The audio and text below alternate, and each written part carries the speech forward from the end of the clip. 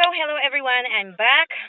Umuwi muna ako sa bahay, nagpahinga, naligo, lahat-lahat, nag-refresh. Dahil babalik na naman tayo sa Taguig. Sa Taguig na place kung saan isa sa uli yung mga sobrang mga paraphernalia.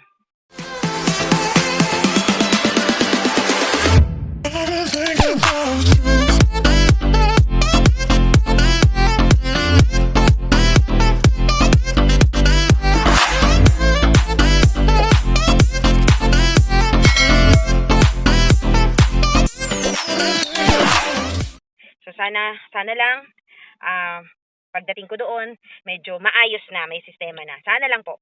No, panalangin ko lang talaga. Pero sabi naman dun sa mga naka-experience ngayon, sa mga bumalik na, okay naman daw. So tayo mismo, ako mismo, ang makakasaksi kung talagang totoo ba.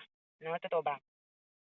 So, ah, kung kayo man ay nanonood sa akin, no, mga taga-COMELEC ng Taguig, no? Ah, I do apologize kung bakit ilalabas ito. Hindi sa paninira sa inyo, kung hindi, nagsasabi kami. Gusto naming ipamulat sa inyo na kami ay nagsiserbisyo para sa inyo. So sana man lang bigyan niyo naman din kami ng ano, yung maayos na treatment. Hindi wala sa amin yung hirap. Kaya naman namin, pero dapat merong sistema. Kasi hindi talaga maiiwasan na maikukumpara kayo sa Makati kasi kami, karamihan ng mga nakarehistro sa MBOS dito sa District 2 ng Makati, makukumpara talaga kayo kasi alam na namin kung paano kami magtrabaho during the time na hawak siya ng Makati. So hindi po namin na-experience na sobrang ganun na dagsa yung tao, wala kayong pila, so siksikan, tapos may gulangan sa pila. Actually, walang pila eh. Kaya talagang magsisiksikan. Dahil hindi kayo nag-create ng proper na pila. At wala kayong inassign na tao sa bawat barangay. Sa Makati kasi, merong naka-assign na taga-COMELEC intended for the sa ganitong barangay. Halimbawa, Barangay Rizal, Barangay Pembo, kung silang dalawa, o yan, isang pila lang para sa ganun. Ganun lang naman ang sistemang gusto namin ng mga guro. Huwag nyo kaming din na sasabihin ninyo, para kayo mga hindi guro. Ay talagang mawawala ang pagiging guro namin pag ganyan kayo. Pambira naman kayo. Tapos, meron pa doon, no, hindi ko na lang talaga binidyo. Nakikipag-away din yung task force ninyo. Pambira kayo. Kayo ang inaatubag lang ninyo ay tanggapin na kami. Tanggapin yung mga isa sa uli namin. Pero kami yung simula umaga, nakaharap sa mga tao, mag explain kami kung ano ang gagawin, tapos aawayin pa kami. Lahat yun. Gutom, pagod, init, iba-ibang tao, makakasalamuha mo. Tapos pagdating namin sa inyo, na thinking na kami ay meron ng, yun na yung pinaka-last namin na matapos kami, makauwi kami, makapagpahinga man lang kami, hindi namin nakakamit. So, disappointed kami, mga guro, sa ganyang trato, no? Kaya, sorry kung makukumpara kayo the way the Makati did for us. Kasi merong mga pagkakataon nagiging stricto ang Makati pero maayos ang kanilang pila, maayos ang pagsauli namin ng mga paraphernalia namin. Merong naka-designate na pwesto kung ikaw ay sa ganito na barangay, ganito nga barangay, may ganun. So ganun lang dapat. Kung ganun ang ginawa nyo, kagaya nung pagkuha namin ng mga paraphernalia, wala sanang negative na feedback eh. Pero ito talaga, masasabi ko, parang ayoko nang mag-serve sa inyo. No, parang, bakit? No, bakit? Susubukan ko pa ba mag-serve or hindi na? So, parang, hindi ko alam, no? Ayoko naman magsabi ng patapos kong na ayaw ko na. Pero, sa ngayon, masasabi ko talagang, nakakadala po. Nakakadala. Nadala po ako talaga. Nadala ako. Walang gulo sa barangay na aking pinagsiservisyon. Wala pong gulo. Wala pong may barikada, may welga, mga ganyan. Wala akong naranasan na ganun.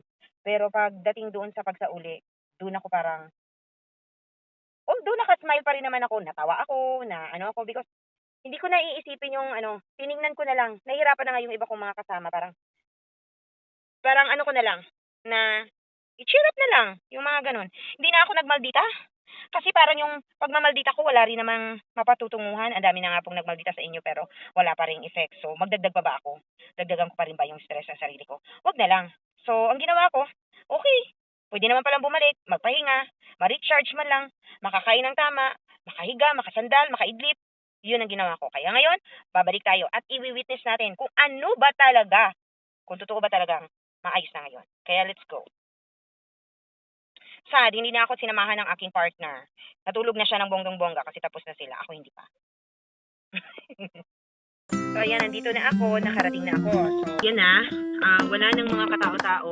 Sobrang konti na lang. So, titignan natin ngayon kung ano talaga ang katotohanan, kung medyo maayos na ba. Alright, nakababa na ako. So, tignan natin ngayon kung maayos na ba talaga. So, wala nang katao-tao. Saan po ako pupunta? Diretso? Pag ganon. Okay. Sige. Ayan.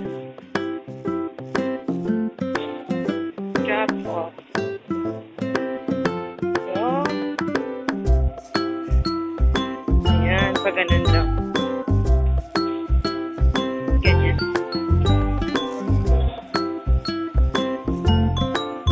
Ayan na. Medyo mukhang totoo na yata. Totoo na na maayos-ayos na. Barangay. At syempre naka-document lahat ako. Diba? Dinocument ko talaga lahat. At sinabi ko lahat doon ang aking mga disappointment. At ilalabas ko ito after 1 week. Ayan o, witness ko si Miss Dayan. Ayan. So, saka na natin ilabas. So, maayos-ayos. Oh, hello there! Ay, dito ako. Okay, sige. Estudyante ko yan.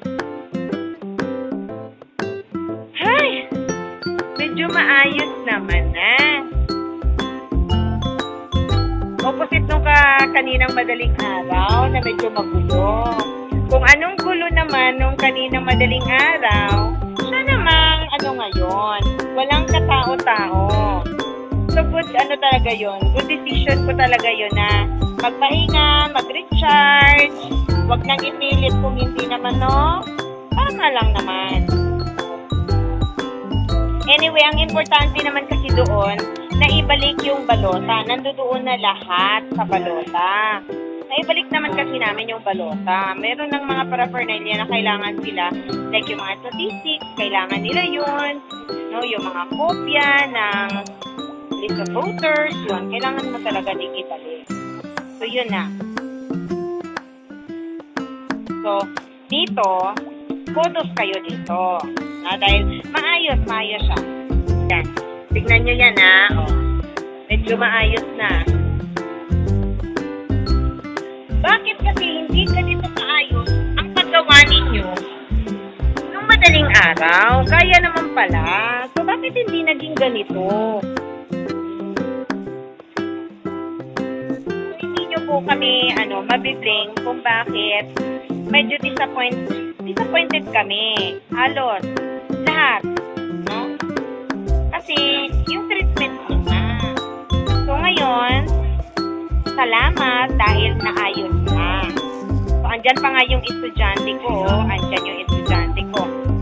Estudyante ko yan sa Human Resource Management, sa school. So, yun lang yung pakiusap namin. Maayos na treatment. Maayos na proseso. Kuya, sir, bakit hindi ganito ang ginawa ninyo kagabi?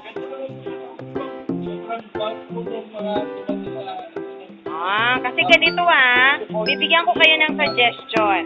Sa Makati kasi, madadala talaga kami. Kasi sa Makati, wala mang special treatment. But, merong nakatalaga, halimbawa, Barangay Pembo. Meron lang po, Barangay Pembo lang po yung pila. Hindi po yun gulo-gulo. Kasi isang pila ganun mo po. Ganyan. Dapat ganun ang ginawa. Oo, sasabihin ko, saan siya? Kasi,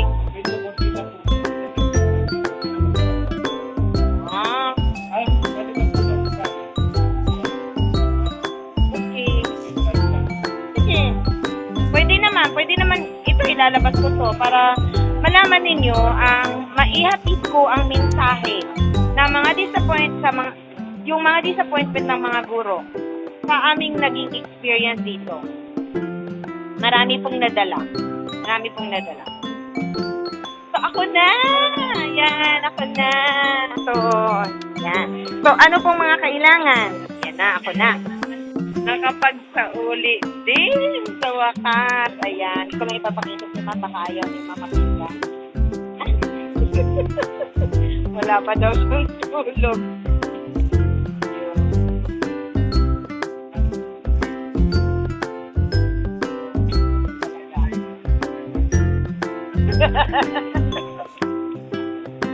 Ayan, meron na akong katibayan na naisauli ko na lahat ng mga kailangan nila.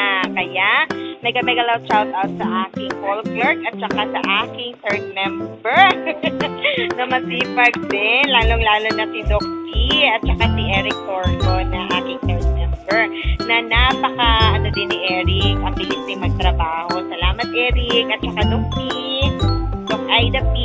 So, natapos na tayo mga kaibigan na nakuha na ni Ma'am yung aking eco bag. Nandoon na lahat sa wakas. Tignan nyo naman, oh, konti na lang yung mga katao-tao dito. It's April, oh. Ayan. So, sabi ko, talagang magdo-document ako. Talaga ito-document ko. Yun na lang yung post natin na ito. Pero ito, talagang gusto ko ipakita. Hello. Nag-sorry na kami. May ebidensya na kami. Ano? So, ayan. Konti na lang talaga ang okay naman na. Good naman na. Sana maganito na lang. Kung inconsistent yung sunod na eleksyon, dapat ganito kaayos. Kaya, ayan. Sorry na ako.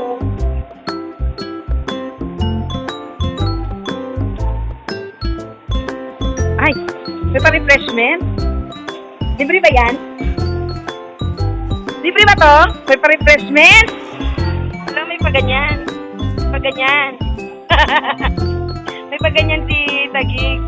Ayan. Ano dito? At grocery talaga ako dito. Dala na ako. Naging maayos naman na, kaya ako ay uuwi na.